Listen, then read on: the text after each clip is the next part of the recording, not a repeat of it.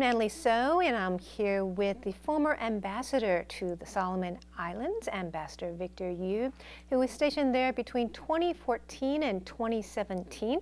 Before that, he was Taiwan's representative to Norway. But the Solomon Islands breaking ties with Taiwan is the big news of the week.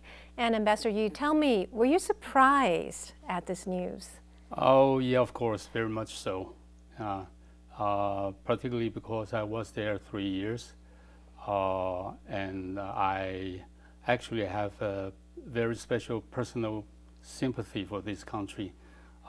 It has actually looked very much like what Taiwan was 70 years ago, 60, 70 years ago. That's a long time ago.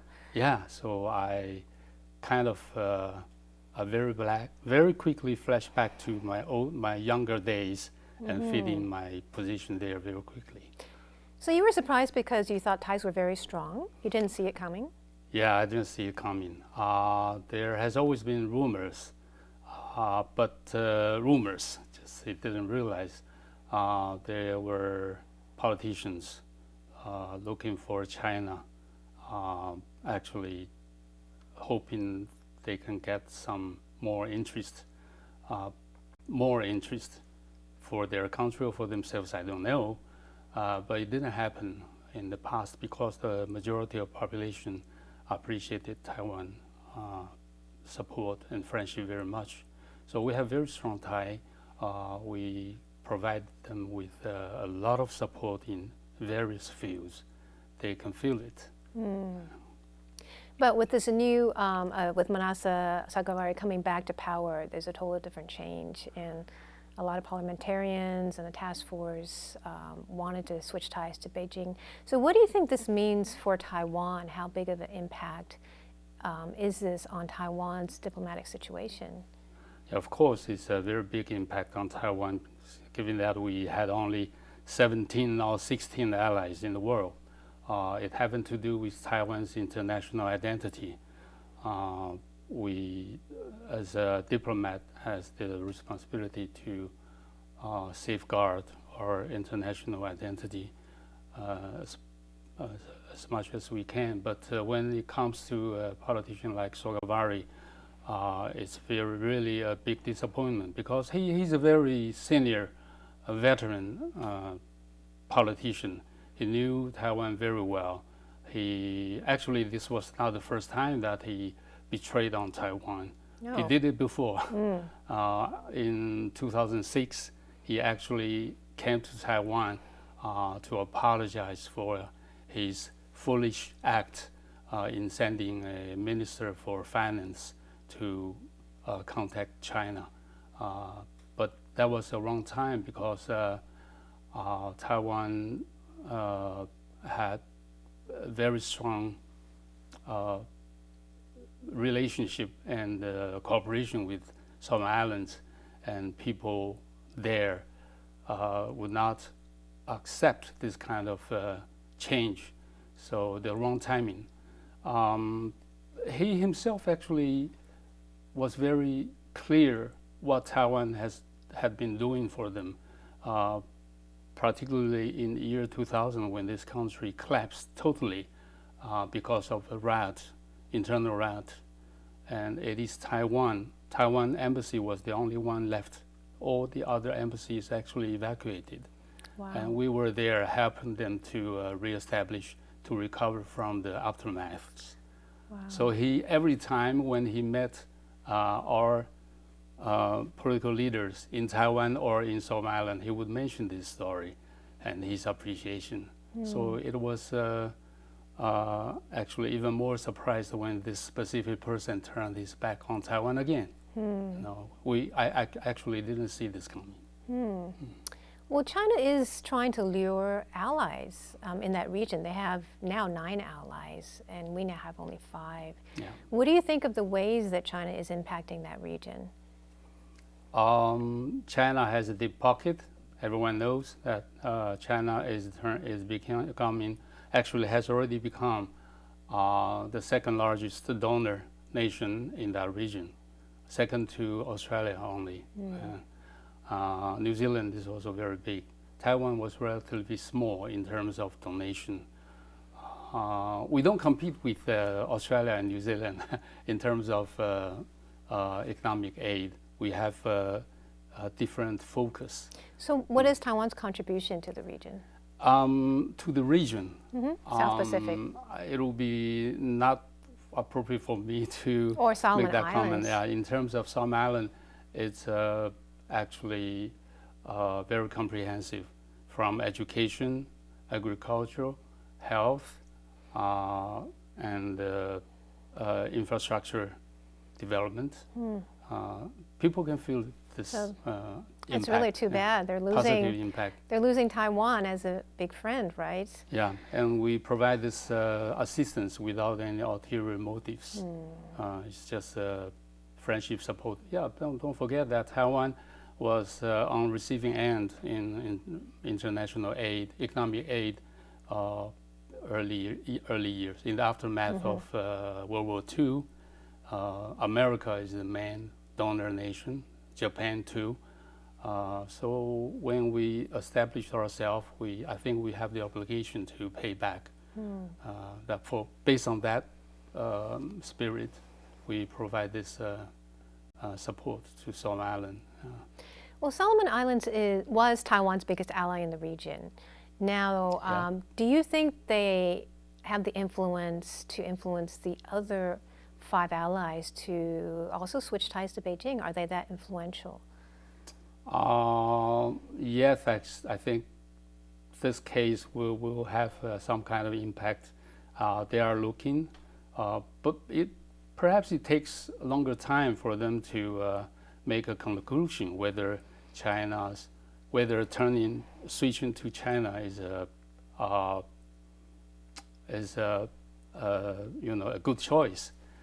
But this is difficult to say because we also have very strong relations with these countries, and also there is a case where this specific country turned to China, and China didn't honor their promise, and this country turned back to Taiwan again. Really? I don't know whether same thing will happen to Solomon Islands, but I can make sure, I can guarantee that this is not a lifeline for Solomon Island. Solomon Island need to do a lot themselves to pull themselves up from poverty. National development is not that easy. It's not just a flashy structure, infrastructure, or a wide road paved for them. It's not that easy. Solomon Island has a lot of difficulties. I can hold forth for hours on this, but I'll cut it short. I think just to make it short, Solomon Island has a lot of challenges. It's not just simply money come in and then they become fully developed. What are their major It's not challenges? going to happen that way. What are their major challenges? I read a book written by Jerry Diamond, a American a scholar. The title of the book is Guns, Germs, and Steel. It's about why certain countries lagged behind so much when the world making such a big progress. I think there are lots of reasons given why Solomon Island was so slow in development. I think the quality of governance is one of the major reasons, and there are also some objective difficulties. For example, they are so far away from the major countries or major markets, and it's difficult for them to develop any economy because they have such a small population.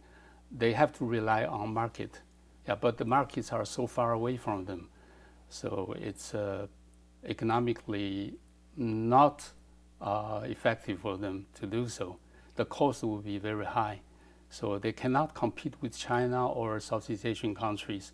When anything made in Solomon Island, it will be a lot more expensive. Well, let's look at the worst case scenario. What if all of Taiwan's South Pacific allies were to switch ties to Beijing? What would that mean for Taiwan? That would be a disaster, of course. I doubt it will happen, and I hope it won't happen. We will work hard, I believe. Our ministry, our government will redouble their effort to safeguard our political alliance with these countries. If it ever happened, it would mean it could happen in other places of the world. That means a landslide, landslide, domino effect, right, avalanche. Landslide for Taiwan. We certainly won't be happy to see that happen. Well, it seems that the U.S. is also very concerned. Yes, they are. You know, just this week, U.S. Vice President Mike Pence canceled his meeting with the Solomon Islands Prime Minister because they cut ties with Taiwan.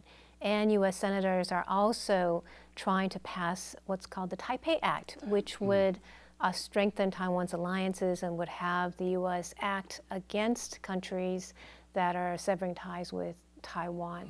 So why is the U.S. so concerned?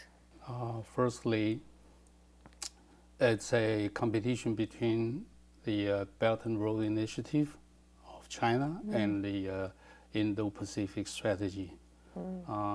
Obviously, in this case, China is getting the upper hand.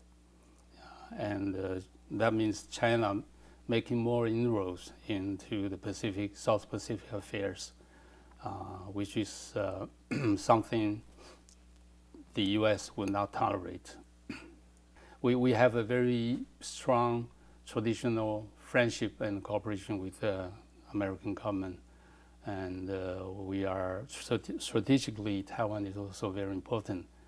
We are thought as an unsinkable aircraft carrier in the first island chain. And so I think all this make America feel concerned about Taiwan. Do you think they're going to pass the Taipei Act? Not that I know of. I think it's at least it's a very strong and good gesture, friendly gesture for Taiwan, and we feel a shot in our arms. Yes, it's great to have the U.S. support. Very big encouragement, of course. Right. Yeah. If they're going to stand for Taiwan, I think countries will think twice before severing ties with Taiwan, exactly. right? Yeah, that's what I mean. Of course, we need to, redouble our own effort to protect our alliance with these countries. Well, Ambassador Yu, it's been a pleasure talking with you. Thank you for your work on the diplomatic front for Taiwan. It's my pleasure. I have been speaking with the former ambassador to the Solomon Islands, Ambassador Victor Yu, who was stationed there between 2014 to 2017. He's been giving us some very interesting insights into Taiwan's diplomatic situation after the Solomon Islands just cut off ties with Taiwan. Thanks for tuning in. I'm Natalie So.